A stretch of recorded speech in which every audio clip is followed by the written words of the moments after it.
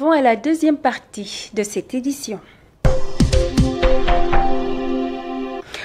Dans des maillots, les riziculteurs se préparent pour la contre-saison chaude. Cependant, certains rencontrent des difficultés qui pourraient compromettre la campagne. Cependant, pendant ce temps, d'autres s'activent à la réhabilitation quand même de leurs parcelles pour démarrer. De son côté, la SAED se veut rassurant sur le bon déroulement de la campagne. Je vous propose de suivre ce dossier réalisé par Oumar Sall. La campagne rizicole dans le nord du Sénégal revêt une importante stratégie pour le pays, notamment dans la région de Matam. Cependant, elle tarde à démarrer dans le département de Kanel, précisément à Ganguel-Soulé, où les motopompes sont pratiquement hors service. On a un problème d'aménagement, un problème de canal principal, et surtout au niveau du pompage. Parce qu'on ne peut exploiter le casier qu'en saison des pluies. En saison 16, actuellement, on veut faire une campagne contre-saison, mais on a un problème d'eau, parce que le pompage est coupé du fleuve avec la descente des eaux. Donc, si le fleuve rejoint son lit, le pompage est complètement coupé de l'eau.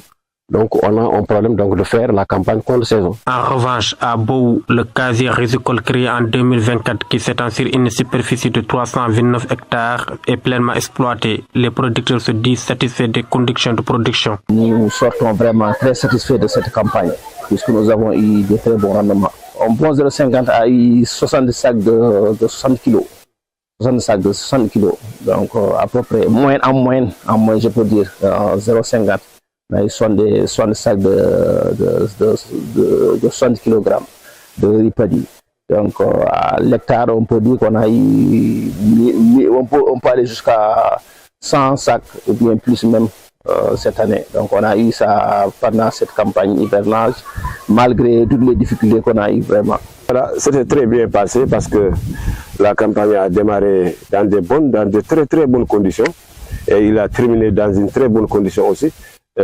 Toutes les personnels qu'ils ont engagés pour cultiver ici dans le casier, ils sont vraiment réussis ce qu'ils voulaient. Les aménagements familiaux sont très réduits, allant de 0,25 à 0,50 hectares par ménage. Selon Isaba, producteur à Ngano, des terres disponibles pourraient aider à combattre le chômage, mais elles sont sous-exploitées. Ici à Matam, la culture ne marche pas trop. On a la terre, on a l'eau, on a le soleil. Mais le problème de l'aménagement, c'est ce qui pose problème. Donc, vous savez, dans une maison, si vous êtes nombreux, vous aurez des problèmes pour manger. Donc, c'est pourquoi nous, on ne cultive pas uniquement pour manger. On cultive juste pour avoir quelque chose.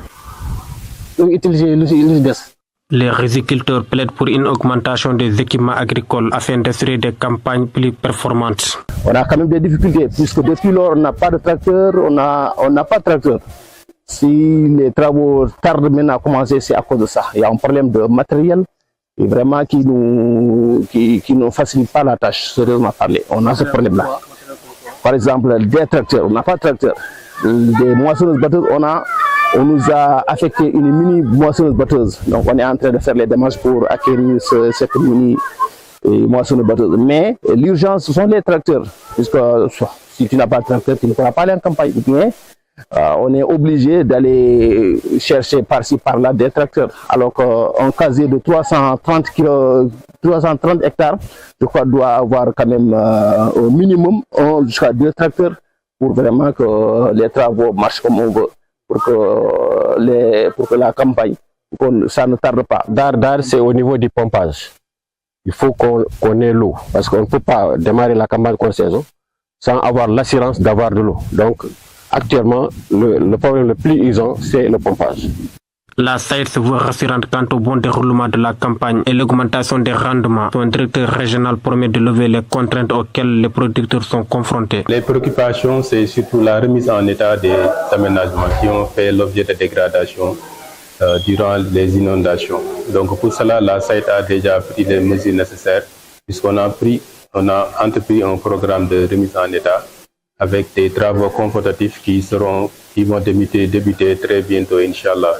les entreprises sont en train d'être sélectionnées pour qu'au moins d'ici quelques jours, on puisse commencer les travaux au niveau du département. On pense que cela va soulager un peu les périmètres qui étaient inondés et qui peut-être les conditions d'exploitation vont être améliorées. Bien que des progrès notables aient été réalisés dans la promotion de la riziculture dans le Nord, des efforts soutenus restent nécessaires pour atteindre l'autosuffisance en riz et assurer la sécurité alimentaire, non seulement dans cette région, mais aussi à l'échelle nationale.